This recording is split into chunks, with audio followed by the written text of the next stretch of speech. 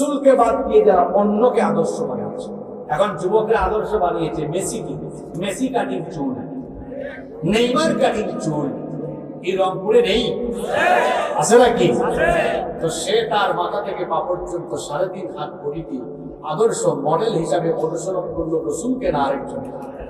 আমার আপনার আদর্শ হলেন মুহাম্মাদুর রাসূলুল্লাহ, বলেন সাল্লাল্লাহু। কোন নায়ক নায়িকা, গায়ক গায়িকা, খেলোয়াড়, নর্তকী এরা কখনো আমাদের আদর্শ হতে পারে না।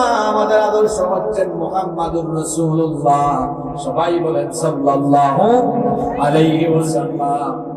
যারা দুনিয়াতে নবীজিকে আদর্শ হিসেবে গ্রহণ করে না, যারা তাদের মাথা থেকে পা পর্যন্ত তার 3.5 হাত বডিতে এবং জীবনের সকল ক্ষেত্রে নবীজিকে আদর্শ বানাতে পারে নাই, কিয়ামতের দিন তারা আফসোস করে বলবে। শুধু আফসোস নয়, 2 হাত কামড়ায়া কামড়ায়া বলবে। আল্লাহ তাআলা কোরআনে কারীমের 25 নম্বর সূরাতুল ফুরকানের 27 নম্বর আয়াত থেকে বলছেন, ওয়ায়াউমা ইয়া'আদ্দুল যালিমু আলা ইয়াদাইহি ইয়াকুলু ইয়া লাইতানি আখাযতু মা'আর রাসূলি সাবিলা। সেই দিন জালিমরা 2 হাত কামড়াবে, 2 হাত কামড়ায়া আফসোস করবে। হায় হায় হায়, দুনিয়াতে জসিম ভাই, করিম ভাই, রহিম ভাইয়ের অনুসরণ না করে আমি যদি রসুলের আদর্শের অনুসরণ করতাম, রসুলের আদর্শের অনুসারীদেরকে, রসুলের নেতৃত্বের গুণাবলী সম্পন্ন লোকদেরকে যদি নেতা বানাতাম, তাদের অনুসরণ করতাম, আজ বেঁচে যেতাম। সেই দিন আফসোস করে কোনো লাভ হবে? জোরে বলেন, লাভ হবে? 5 নম্বর, জাহান্নামীরা আফসোস করবে, হায় হায় হায়, অমুককে যদি আমার সাথী না বানাতাম, বন্ধু না বানাতাম। দুনিয়াতে যদি আপনি আবুল তাবুল লোককে বন্ধু বানান, পাপাচারী, দুরাচারী, বেঈমান, কুরআন বিরোধী, ইসলাম বিরোধীকে যদি বন্ধু বানান, তার ব্যাপারেও কিয়ামতের ময়দানে আফসোস করা লাগবে। আল্লাহ পরের আয়াত সূরা ফুরকানের 28 নম্বর আয়াতে বললেন, ইয়া ওয়াইলাতা লাইতানি লাম আত্তাখিয ফুলানান خليلا لقد أضلني عن الذكر بعد إذ جاءني وكان الشيطان للإنسان خذولا। তারা বলবে, ইয়া ওয়াইলাতা, দুর্ভাগ্য আমার, আফসোস আমার, লাইতানি লাম আত্তাখিয ফুলানান খালিলা, অমুককে যদি বন্ধু না বানাতাম। আজকে বন্ধু বানিয়েছেন মদ্যপায়ী লোককে, চাঁদাবাজ লোককে, ঘুষখোর, চাঁদাবাজ, টেন্ডারবাজ, একে আপনি বন্ধু বানিয়েছেন। শুধু বন্ধু নয়, মাঝে মাঝে লোকজন এদেরকে নেতাও বানিয়ে দেয়। আমার দেশে অনেক লোক আছে এমন এমন মানুষকে নেতা বানায়া তাদের সাথে চলাফেরা করে। ওই নেতাদের চেহারার দিকে তাকালে দেখতে তাদেরকে চোরের মতো লাগে। যে নেতার দিকে তাকালে রসুল প্রেম আসে না, যে নেতার দিকে তাকালে মন গলে যায় না, আল্লাহর কথা, রসুলের কথা মনে পড়ে না, সে কখনো আমার নেতা হতে পারে পারে নাই।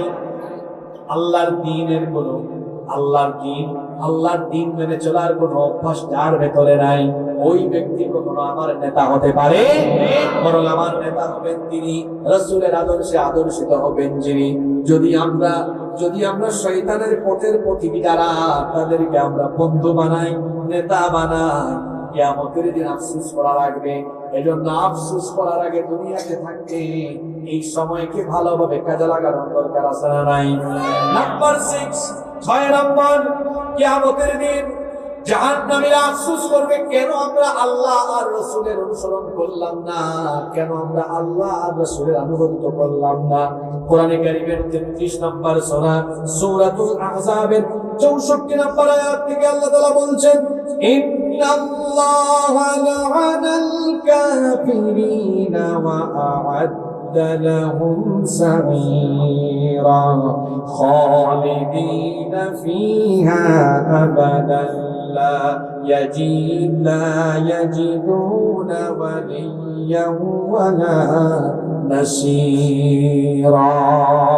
আল্লাহ তাআলা বলছেন, নিশ্চয়ই আল্লাহ কাফিরদের উপর লানত করেছেন, ওয়া'আদ্দা লাহুম সাঈরা, এবং তাদের জন্য তিনি জাহান্নামের আগুন প্রস্তুত করে রেখেছেন। খালিদিনা ফিহা আবাদা, সেখানে তারা চিরকাল থাকবে। লা ইয়াজিদুনা ওয়ালিয়্যান ওয়ালা নাসীরা, সেখানে তাদের জন্য কোনো ওলি থাকবে না, বন্ধু থাকবে না, সাহায্যকারীও থাকবে না। ইয়াউমা তুকাল্লিবু ওজুহুহুম ফিন-নারি ইয়াকুলুনা ইয়া লাইতানা আতা'না আল্লাহ ওয়া আতা'না রাসূলা। সেই দিন তাদের চেহারাকে উপর করে দিয়ে যখন জাহান্নামের মধ্যে নিক্ষেপ করা হবে, সেদিন তারা আফসোস করে বলবে, ইয়া লাইতানা, হায় আফসোস, আতা'না আল্লাহ ওয়া আতা'না রাসূলা, কেন আমরা আল্লাহ আর রাসূলের আনুগত্য করলাম না? দুনিয়াতে যতদিন ছিলাম আল্লাহ আর রাসূলের আনুগত্য না করে আমরা ইসলাম বিরোধীদেরকে, কুরআন বিরোধীদেরকে আমরা নেতা বানিয়েছি, আর তাদেরকে নেতা বানিয়ে অনুসরণ করে আমরা তাদেরকে সাপোর্ট করেছি, সহযোগিতা করেছি। তারাও হেদায়েত থেকে বঞ্চিত হয়েছে, আমরাও হেদায়েত থেকে বঞ্চিত হয়েছি। উভয় পক্ষ আল্লাহ আর রাসূলের তরিকা থেকে বিচ্যুত হয়ে উভয় পক্ষ যখন জাহান্নামে যাবে, জাহান্নামে যাওয়ার পরে এই ভণ্ড নেতা আর কর্মীদের সংঘাত ঘটবে, একজনের সঙ্গে আরেকজন মুখোমুখি হবে। আপনারা আসেন না ঘুমাইছেন? কুরআন দিয়ে কথাগুলো হচ্ছে, বুঝতেছেন কোন দিকে যায়? হ্যাঁ, ভণ্ড নেতা আর কর্মী এখন কি সামনাসামনি। কি হয়েছে তারা? জোরে বলেন। সামনাসামনি হওয়ার পরে ভণ্ড নেতাদেরকে কর্মীরা আটকাই দিবে, মানববন্ধন দাঁড়ান, কোথায় যাবেন দাঁড়ান, কথা আছে। কি কথা? কোরআনে কারীমের 14 নম্বর সূরা ইব্রাহিমের ভিতরে আল্লাহ তুলে দিলেন, কর্মীরা নেতাদেরকে জাহান্নামে আটকাই দিয়ে বলবে, ফাকালা দুআফাউ লিল্লাযীনা ইসতাকবারু ইন্না কুন্না লাকুম তাবা'আন ইন্না কুন্না লাকুম تبعا فهل أنتم مغنون عنا من عذاب الله من شيء। মানুষ এগুলো জানার পরে কেমনে বিপদে যায় আমি বুঝি না। আর দেখেন কি বলছে, কর্মীরা বলছে, দাঁড়ান কথা আছে, ইন্না কুন্না লাকুম তাবা'আন, হ্যাঁ মাননীয় নেতাগণ, ইন্না কুন্না, নিশ্চয়ই আমরা, লাকুম তাবা'আন, তোমাদের অনুসারী ছিলাম। তোমরা যা বলেছো তাই করেছি। তোমরা অমুক আলেমের বাড়ি ঘর জ্বালাতে বলেছো, অমুক ইসলামী আন্দোলন করে তাকে বাড়ি ঘর ছাড়া কিংবা তাকে পুড়িয়ে হত্যা করতে বলেছো, যা বলেছো তাই করেছি।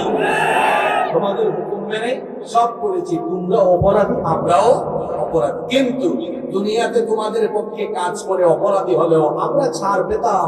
তোমাদের ফোন যে কারে ধরেছ, আমার লোক, তাড়াতাড়ি ছাড়ো, আছে না ভাই? দুনিয়ায় তো আমাদেরকে আপনারা সাহায্য করেছেন, হেল্প করেছেন, কিন্তু আজ হাসরের মাঠে